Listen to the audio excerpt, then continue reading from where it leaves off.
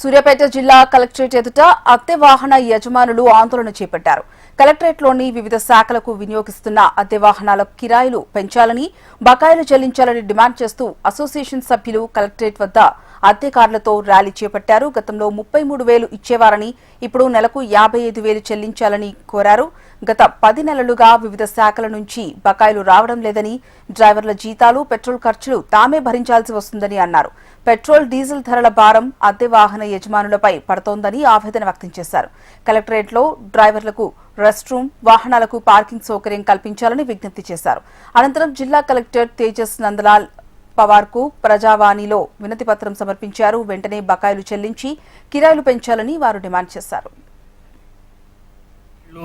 15 కాలంలో 53 రూపాయల diesel, petrol ఉన్నప్పుడు కూడా 33,000 బిల్లు చెల్లించారు. ఇప్పుడు 106 రూపాయలు, 110 రూపాయలు ఉన్నప్పుడు కూడా అదే 33,000 బిల్లులు చెల్లిస్తున్నారు. అదొక డిమాండ్. ఆ రేట్ల ప్రకారం మా అద్దె వాహనాల అద్దెను పెంచాలని అదొక డిమాండ్.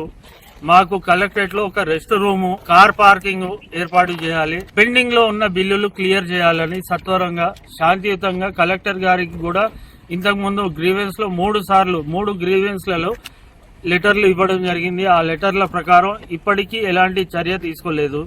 పోయిన సోమవారం నాడు జరిగిన గ్రీవెన్స్ లో కూడా లెటర్ ఇవ్వడం జరిగింది.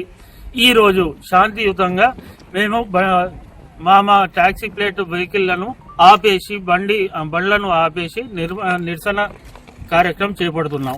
దీనికి మా ఆఫీసర్లందరూ ఇప్పటి వరకు అయితే